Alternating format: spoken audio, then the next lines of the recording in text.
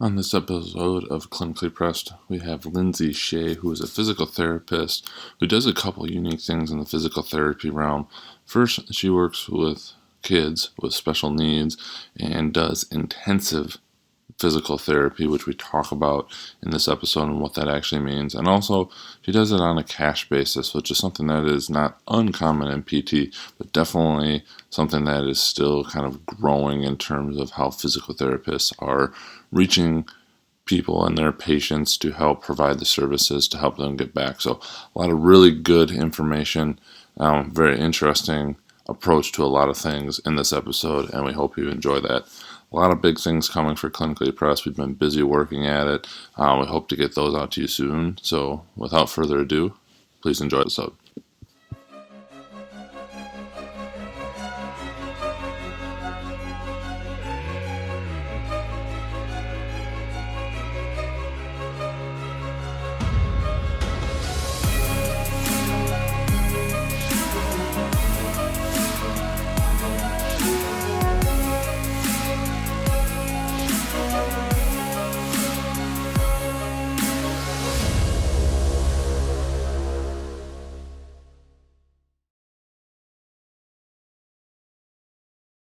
Welcome to this episode of Clinically Pressed. We are on with Lindsey Shay, who is a physical therapist in the Cooley region in Wisconsin. For people that aren't local, I'm hearing that, but in La Crescent, Minnesota.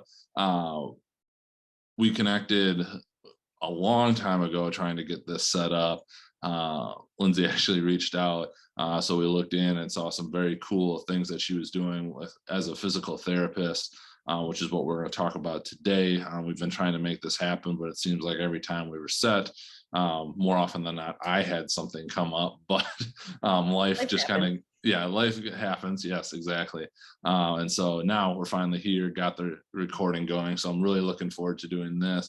You've done a lot of interesting things with being a school-based physical therapist, owning your own physical therapy company, which I'm excited to hear more about. And with that, kind of having a specialized niche, if you will, I don't know if that's the best way to say it, within physical therapy, which I think is also kind of cool, and just looking at some of the different things. But before we get into all of that, I just want to turn it over to you to fill in a little bit of your background, and then we'll start getting into some of the questions. Yeah, sure. Well, thank you. So just a little background. I did attend physical therapy school at UW La Crosse. After that, I took a job in Decorah, Iowa, and I worked down there, and that's where I got my first taste of pediatric physical therapy. But then I also worked with orthopedic outpatient adults, and then I ran their aquatic program too. And so I did that for a few years, went back and got my DPT through Des Moines University. That's a doctorate of physical therapy. And then while all that was happening, I had my first child who, instead of coming out like textbook delivery or whatever, he decided to join us 4 months early. Oh, And wow. so I was about 20 weeks along, and I had found out I was having twins, and the very next doctor's appointment, I found stuff wasn't going as planned, and the next week they were born. So so my daughter made it 3 days in the NICU. She was the second one born, and my son made it 8 months in the NICU. He was baby A, they call it. And so because of that, I stayed up in Rochester, and we lived at the Ronald McDonald House, and I wasn't worrying about work at that time. And of course, after about 4 months, they can't hold your job forever. So when he finally got discharged from the NICU, I came home, and that's when I got into the Birth to 3 program in Minnesota, and I started doing physical therapy. I was only working twice a week because he had a lot of medical needs, so I couldn't go back full time. So I got into Birth to 3, and then that led me into the school system in Minnesota, and then eventually I transferred over to the school system in La Crosse in Wisconsin. And so I've done, like I said, Birth to 3, home care. I've done home health. I've done clinic therapy and now school-based therapy. And then through all of that, I kind of took the things that I liked from each setting and I opened my own practice, and it's called Kidz Physical Therapy, and it is in La Crescent. And like I said, it's just a little bit of all my favorites from all the different settings that I've worked in. So. Well, thank you for that background. Didn't obviously know all of that story, so thank you for sharing. Kind of focusing on the Kidz Physical Therapy, could you just kind of give an overview of A, why you wanted to start it, and B, kind of what it is and who it serves? Mm-hmm. Yeah, so the idea started even before I had children, because when I was working down in Decorah, Iowa, one of the things that I did while I was there in terms of pediatrics was an intensive program. And the 2 pediatric physical therapists I worked with at that time were amazing. And then they taught me so much. They were great mentors. And so I really liked the intensive piece of it, because I also did the traditional pediatric physical therapy there, and then we did the intensives. And with the traditional pediatric therapy, usually you're seeing kids 1 time a week for their whole life. You know, they might take little breaks here and there, but they just kind of come once a week. And with pediatrics, you know, you don't see the huge progress like you do with the orthopedic population. Sure. You know, someone comes in with shoulder pain, you see them for a month and a half and they're back to baseline, and then they stop coming. Where in pediatrics, it's truly baby steps. And so with the intensives that we were doing down there, kids were coming 5 days a week for 3 hours a day for a whole month. And you would see bigger baby steps, if that makes sense. You'd see more progress, you'd see more growth and more strength. And I just really liked that model of therapy. And so after seeing that and then going into the clinic and the school-based setting, again, it's a different mindset. And so, for example, in the schools, because I'm currently still working in the schools in La Crosse, it's more based around participation and function and getting from point A to point B in school.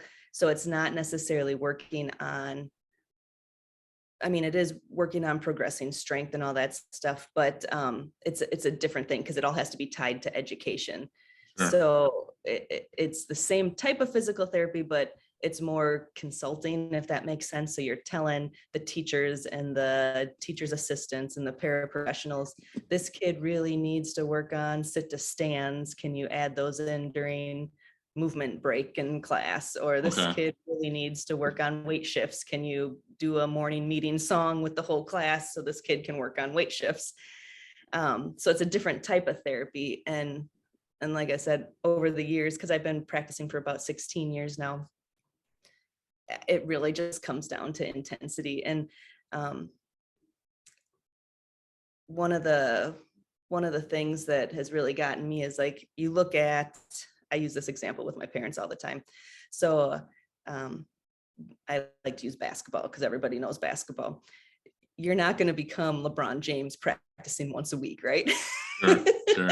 You know, or and for normal people, right, everyday people, if I want to get stronger abs or swimsuit ready, right, doing sit-ups once a week isn't going to get me there. So when we look at our most involved kids, our kids with cerebral palsy, our kids with Down syndrome, our kids who have a lot of that movement, the movement challenges that they have to overcome, seeing them once a week, and we expect them to progress just at that low intensity, you know. So if you have a child prodigy with piano, they're going to practice every day for hours a day. They're not going to practice once a week, or sometimes maybe they do.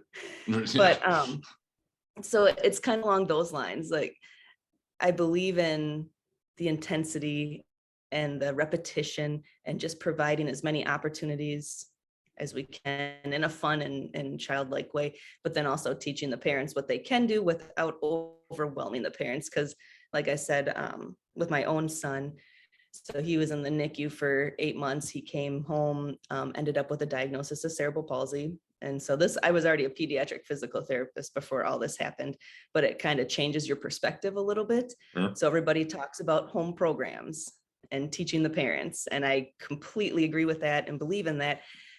But for my son, for example, he has physical therapy, occupational therapy, speech therapy, vision therapy. He has adapted physical education.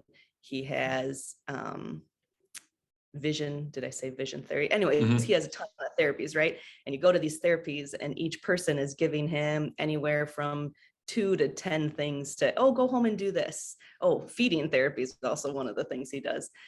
And one day I just for fun added up his whole entire home exercise program from all the people that see him. And if I were to do his home exercise program every day, it would be an 8 to 12 hour day. And I work and I have 2 other children and I coach. So the thought of teaching parents is great, but you really got to make sure that one, they have time for what you're teaching them, and that you're not overwhelming them, because then the parent guilt really kicks in when you realize, hey, I'm not doing all these things that people are telling me to do. And you want what's best for your child. And so that guilt is there as a parent. And so my clinic really, like I said, opens the opportunity for increased repetition, increased opportunities. I have a lot of equipment that a lot of clinics don't have.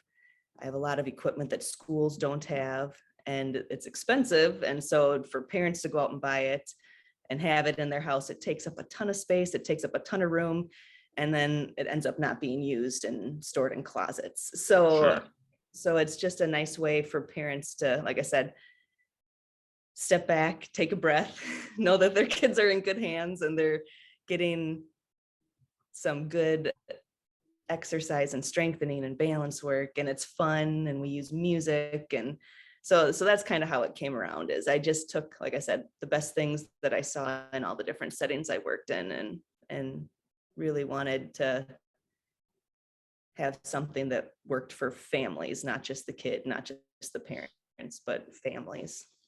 Definitely. Before we get into a little bit more of that, just a curiosity on the intensive PT. Is that mainly just used in the pediatric setting? I plead ignorance. I'm obviously not a physical therapist, and haven't delved into it, but am used to the traditional style for most things, a couple times a week, maybe 45 minutes to an hour. Even as an athletic trainer, like, we get in the athletic setting, I get to see my patients daily, but it might only be for 20 minutes, depending on what's going on. So just kind of curious, is that utilized in other groups? It is in different ways. Like if you look in a rehab setting, people who have strokes often go to rehab once they get discharged from the more intensive, like the ICUs or the hospital setting. Then a lot of times they'll go to more of a rehab setting. And in those settings, they do get, anywhere from 2 to 3 hours of therapy a day. It might not just be physical therapy, but it might be a combination of physical, speech, and occupational therapies.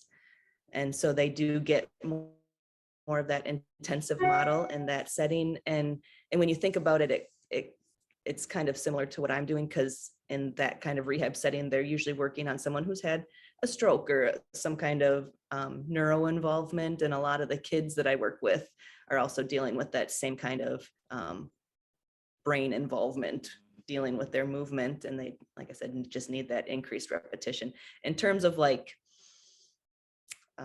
your traditional outpatient therapy, you don't usually see intensives in that setting, because those are typically, adults like me and you, who, if we're told go home and do 10 calf raises morning and evening, we have the ability to go home and do that ourselves, and it's on us. And we don't have to rely on someone else having it, or having to do it for us, or having to help us with it, And so you don't usually see that in a traditional physical therapy setting. Sometimes you might see someone 3 times a week, say after an ACL tear or something, or a sports injury with an athlete. But the intensives are usually left more for pediatrics, and then in that rehab setting with more of the neuro type physical therapy. Definitely. Thanks for just expanding on that. What are some of the unique challenges and opportunities in working with the population that you do? You mentioned some of the equipment and the different things there, but if you could, just go into more depth there. I know, looking at our episode sheet, you've got a few things listed. Yeah, so a lot of time what's unique is with pediatrics, you have that longevity, right? You usually start seeing them when they're toddlers, and you might not see them, like I said, you might not see them all year long, but you might see them in bursts throughout their life. So you get to know the family really well, you get to know the child really well. Some kids that I work with, I've seen for 10 years. So you see them when they're little bitties, and then you see them when they're early teens, and then you see them in their later teens. And so you really get to know the family, and you really get to know the child, and it just becomes a big support system that you get to build trust. You get to spend a lot of time with them. In a typical doctor visit, you get maybe 15 minutes if you're lucky with the doctor, right? And because they're brilliant and they're busy and they have productivity standards they have to meet. So the uniqueness of what I'm trying to do, like I said, is just building those relationships over a long course of time. It's really neat. And then another unique thing about what I'm doing is also I have eliminated the insurance issue. I'm a small, independent clinic. I don't have the time or energy to be fighting with insurance for reimbursements. And so I am a out-of-pocket or cash pay clinic, which can be a little scary for parents when they see like, what, you're not taking my insurance. But then when you sit down and talk about it and kind of go over things, there's a lot of options out there. There's a bunch of different funding sources that can help.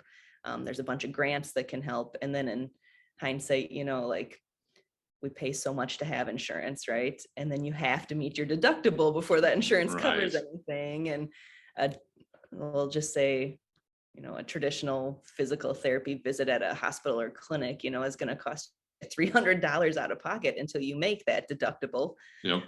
And then some people have co-pays that they have to pay every time. And so it is, even though I'm not taking insurance, it's, if you just look at how much you're paying for that insurance-based stuff versus mine, it's a really good deal actually. But the insurance thing can be a little scary for people. But like I said, I've kind of decided that I'm not going to waste my time and energy on that, because I want to use my time and energy working with the families, working with the kids.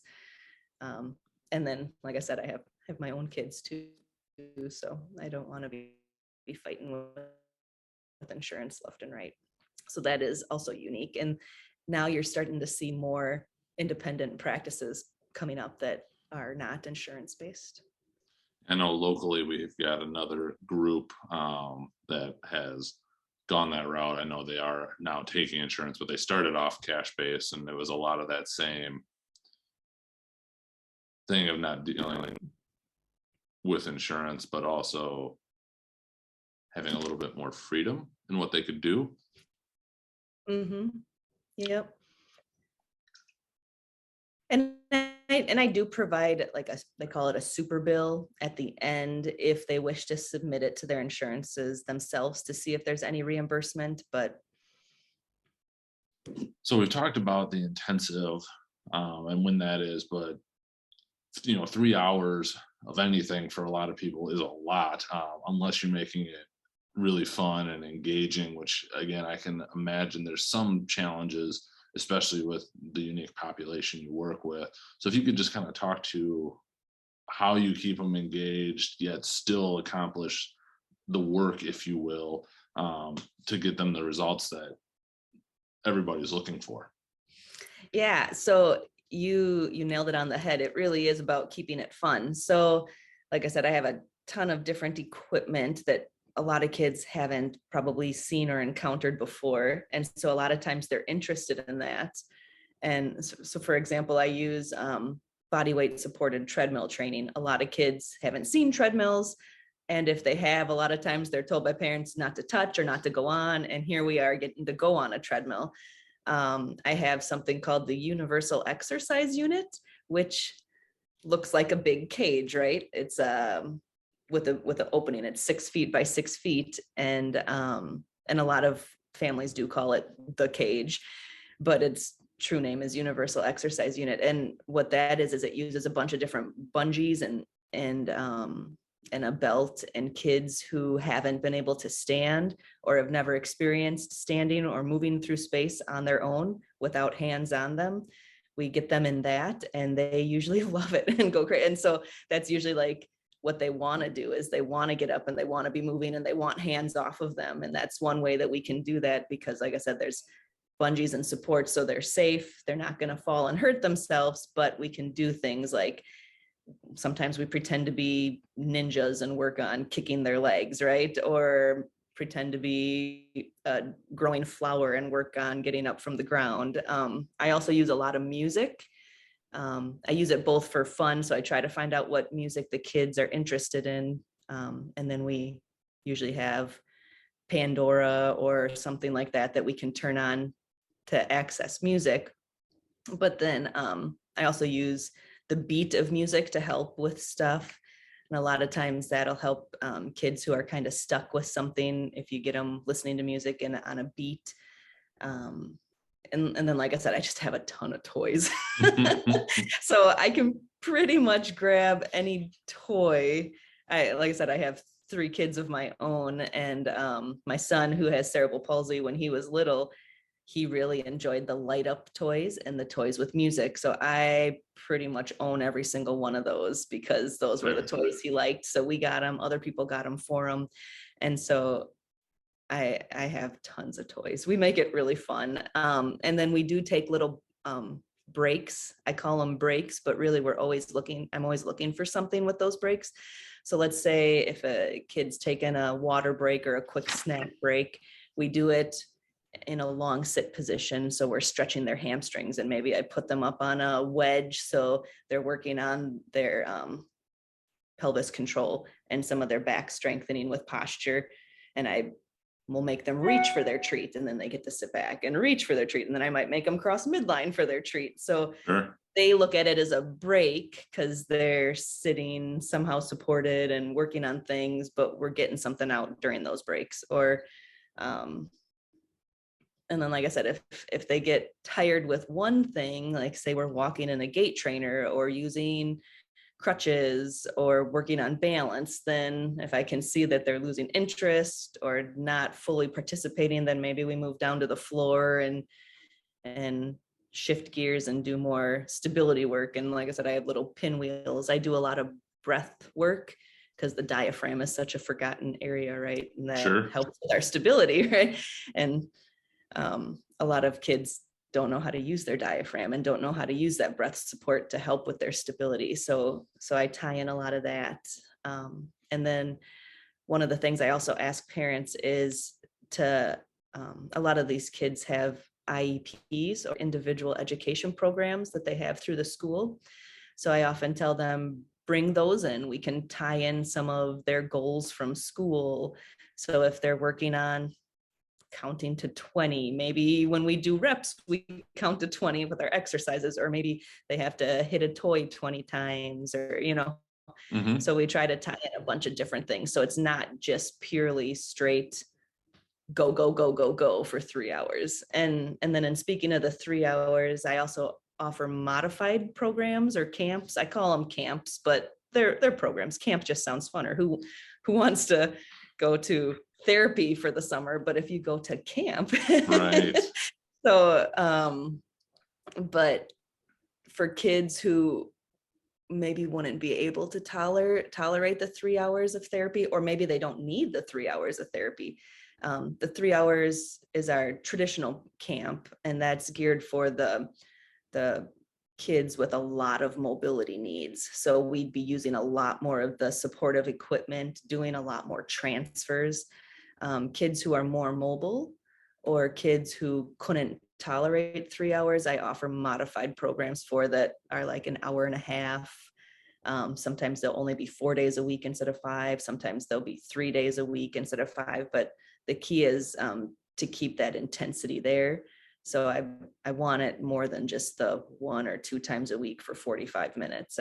I want that intensity. So, but there are modifications to that because not every kid needs 3 hours, 5 days a week. So when someone's interested and they get a hold of me, we talk about what the parents are looking for, what the kids' goals are, what works for the family, and then we come up with a camp that fits everybody's needs. That's awesome. And the attention to detail, to always be getting something out of it, and always having a why for it, I think is fantastic. And because that makes it, much easier to explain to parents that, yes, we are doing this, but we're literally just not sitting there taking a break. Like there's all of this, and that can be eye-opening. I'm sure things that can then be implemented at home that people may not have thought of. So thanks for sharing all those ideas. Yeah. Anything else before we jump into the clinically pressed questions? I think that's pretty much Kidz Physical Therapy in a nutshell. Sounds good. As we're getting a little lag again. Yeah, I just noticed that too. We'll just give this one a second. There. Okay, see if it passes. Well, if you closed all your tabs, maybe I need to close my tabs. It could be the internet I'm on too. I probably haven't restarted this computer in a month. So, It sounds like we use our technology very similarly. No kidding. Yeah. I'm hard on it and then wonder why it doesn't do what I want it to. I think we're good. And again, I'll tweak all this out of there and get it to flow. Okay. So, especially the vast majority of people just listen to the audio. We do put up the video on YouTube, but so if they do watch it, it'll just be a little jump of like where our head position is. Nothing drastic. So, all right, we'll get into these questions now. So what is something you believe that others may not? And that can be related to just life in general or kind of, your work as a physical therapist. Well, if you're talking about my work as a physical therapist and as a parent, since I get to see what both worlds are like, I do believe parents know their kids the best, even if they don't feel like they do. And when they go into the medical world and they hear something like, oh, let's just wait until they grow out of it, or let's give it a couple of years. Parents know. And so one of the things I believe is just not playing the let's wait and see game, because those early years of life, especially those first 1,000 days, are so important for building motor plans and making habits and meeting those milestones. When you play the, oh, let's just wait and see game, a kid who isn't walking might start walking, but maybe they start walking on their toes. And then they're like, well, let's just give it time. And then suddenly they're walking on their toes for 3, 4, 5 years. And then suddenly they're like, okay, now we need to get someone involved. Let's get physical therapy involved. Well, after you walk on your toes for 3, 4, 5 years without any kind of suggestions or intervention, then that motor plan is ingrained in their brain and their muscles might have started tightening up, and something that could have potentially been an easier thing to work on now becomes a harder thing to work on. So I just feel like if parents feel like something's not just right and someone tells you, let's wait and see, I'm a big proponent of keep asking the question, ask it to more people, find someone who might listen, and let's maybe not wait and see is one of Fair the things I enough. believe in as a therapist and as a parent. But I also don't believe in taking no for an answer. So when someone tells me no, then it just makes me try harder and and work harder and figure out how to make things work, or how to find what I need to get where I want to go, type of thing. But then in terms of like life, right? I also believe in, and this really gets out there sometimes, but like the universal intelligence and like raising your frequency. If you're positive, it attracts more positivity. If you're really negative, then you get all that negativity around you. So I'm all about, trying to be the most positive and really raise that frequency level so that others can be attracted to that. I know it sounds weird, but No, I think it's amazing how infectious that can be. And then, yeah, kind of to that point, like, is that just, for a lot of people, isn't that just like a happier place to live? Just yep. not constantly being Mhm. I angry at have a everything. Obviously there's times and places for it all, but like it's a tough place to live where it's just constantly what's wrong. yeah, right. I have a coworker who always says, energy goes where energy flows. And it always makes me think, like, if you get stuck in that rut where all you can think about is negativity, then all your energy is that it just consumes you. So Yep. I like to try to look for the positives. I can appreciate that. What would be kind of a couple take home tips, or we also say like the Twitter version, the short condensed, that you would want to share, with the audience from your experiences? Well, I'm actually not on Twitter, so does that make me really old? No. No, Um, it might make you smart depending on where you are, but yeah, it could. um, so take homes. So that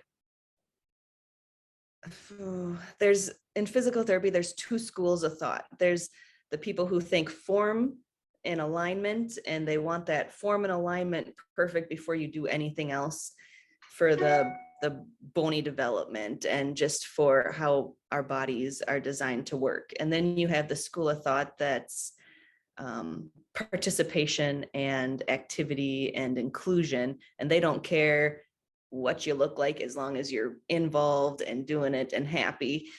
And so my take home for parents is, if you can find a happy medium between the two, I feel like that's the best place to be, because the ultimate goal is to have our kids lead happy, healthy lives. And to get there, you do need the form and alignment, but you also need to figure out the participation and inclusion piece. And a lot of times, especially now with all the buzz out there about inclusion, it's you want to be included, but you don't want to just be included. You want to be involved. So that's my take home tip. Don't just include, involve. Like, you got to get that active participation and keep in mind form and alignment.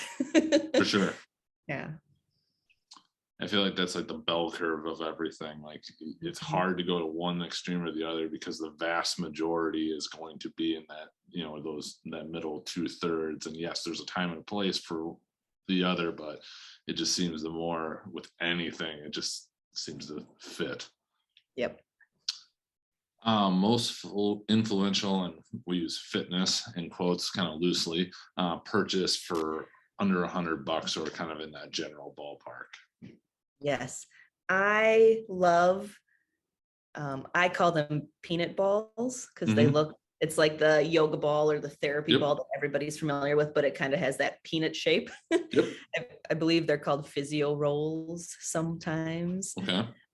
But peanut balls are amazing. If you like a round therapy ball or a round yoga ball, those peanut balls are great. I always recommend those to families if they're looking for a Christmas purchase for their kids, because they're affordable and kids love them, and you can do 8 billion things on them.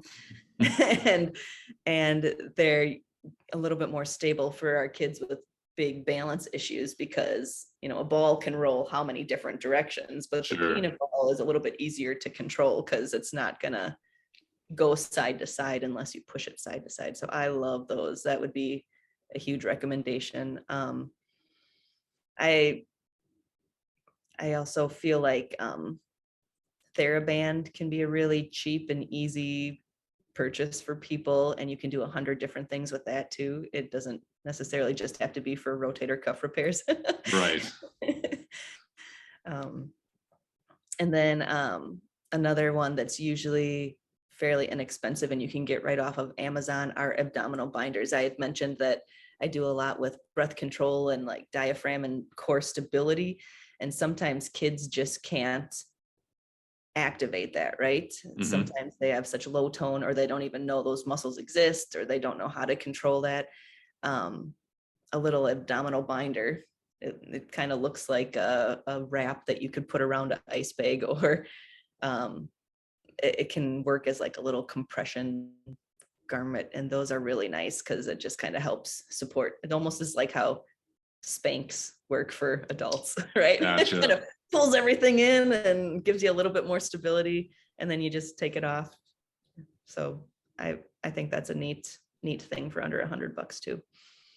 Perfect. Book recommendations. Book recommendations. So because life happens, don't always have time to sit and read books, right? But because of my job in the schools, I do a ton of driving. Okay. So I listen to my books on tape. Perfect. And I've listened to some really good ones here. One of my recent favorites is called The Power of Habit, by, oh my gosh, what is this? Charles Duhigg, I believe is his name. And it's really neat because it talks about kind of like what I was talking about with kids and their motor planning and their motor milestones. He talks about it more of like everyday adults and their habits, but he talks about like how hard it is to break a habit and the steps that you have to do to kind of replan how we think of things to start a new habit. And that goes right along the lines of what I'm doing with kids, just in a smaller body. So Sure. I really liked that book, and I thought he did a really nice job writing it because he kind of ties it into things like a famous football coach, Starbucks, and some startup business. He'll tell little stories about those things and then somehow tie them all together and then tie that all into habits. It was really interesting. A good book, if parents are listening and they're looking for a book to look at, it's called The Out of Sync Child Has Fun. I'm also going to kill this name. It's Carol Kranowitz, maybe.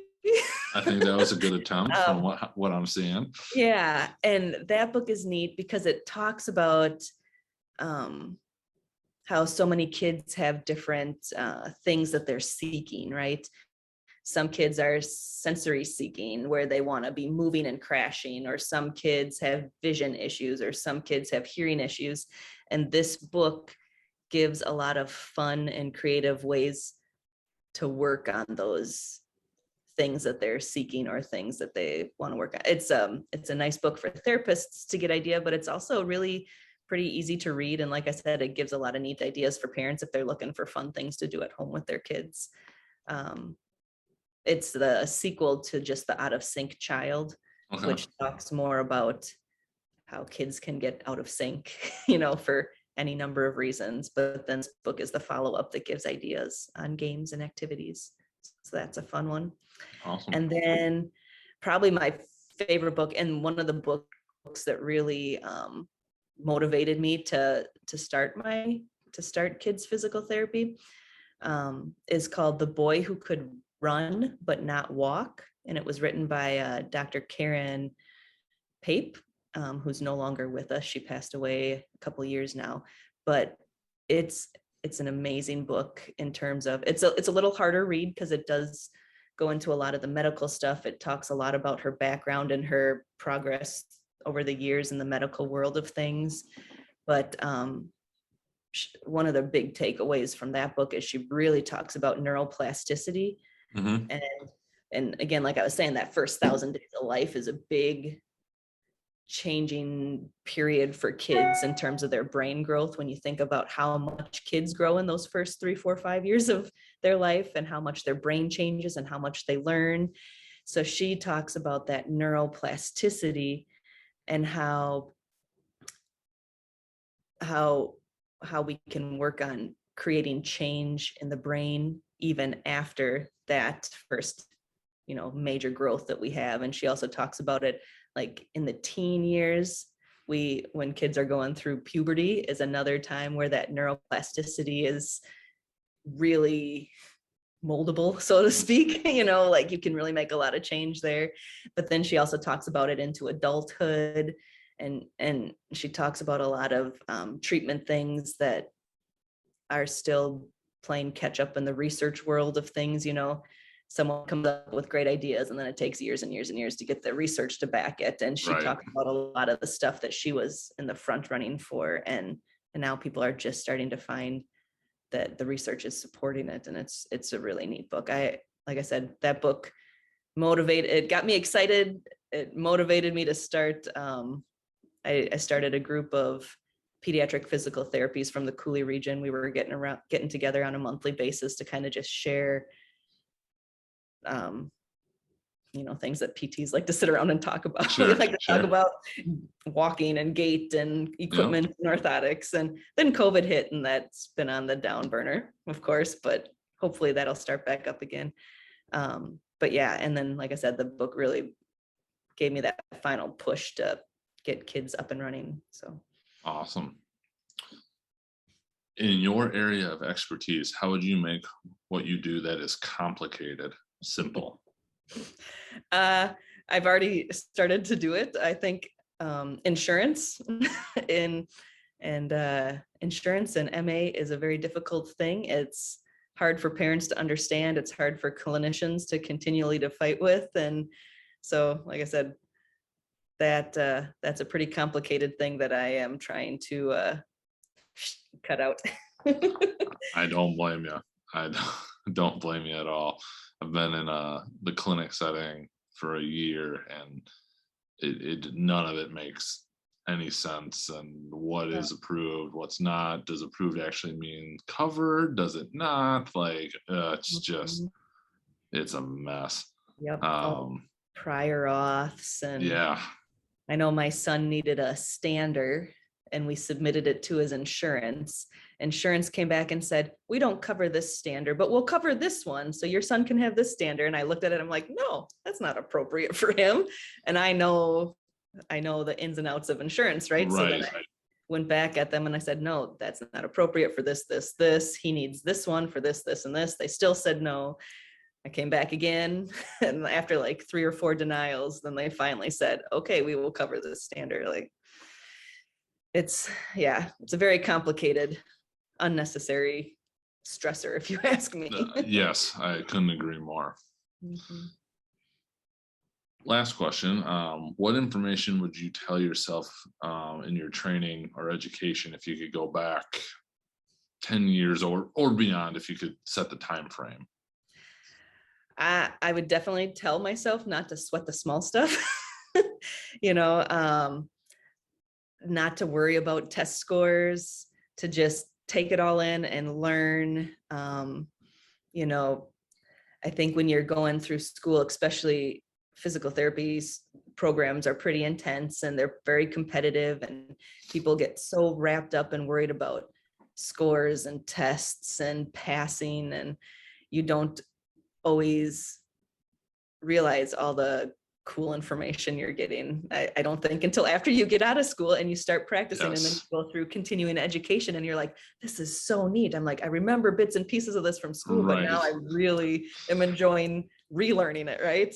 So that would be my advice to myself, is try not to sweat about that. You will get through it. Just really take it all in and learn it. Because people are always worrying about, I didn't do this or I didn't do that in the past, or, oh, I have to do this, I have to do that in the future, right? And we just need to live in the now. I would echo all of that in my own Yeah. experience. Yeah. Yes. If people wanted to check out more about Kidz Physical Therapy or connect with you with questions, what would be the best way for them to do that? Well, I have a website. It's www.kidzphysicaltherapy.com, and that's kids with a Z instead of an S. So I have a lot of information on there, and I'm actually in the process of changing it around a little bit and adding a few things. So there's a lot of information there. And then I also have a Facebook page. Again, it's Kids with a Z Physical Therapy. People can send messages or contact me that way. That's probably the best, is through email, and then we go from there after that initial email contact is made. Sounds great. Well, I truly appreciate you taking the time to get this scheduled and do it and finally get it done, even with our slight pauses that people might hear, but we'll get that cleaned up. But thank you again. I learned a ton just not knowing about any of this stuff already, and appreciate all the work that you do. Well, thank you very much. And yeah, this was a pleasure to sit and sip on my coffee and chat with you. Sounds good. Well, thank you again. Thank you. Thank you for listening to this episode of Clinically Pressed. We really hope you enjoyed it. We're looking forward to all the new things we have coming out. We're going to be getting new content out to you, plus just a lot of other things and resources that we've been putting together in our new attempt to really try and give back and do a lot more for people trying to reach their health, fitness, and wellness goals. So please stay tuned for that. Check out clinicallypressed.com. We've expanded our exercise library, so check out our YouTube channel. There's over 170 exercises on there now. No long intros, no just rambling on. So please check those out, and we'll catch you on the next episode.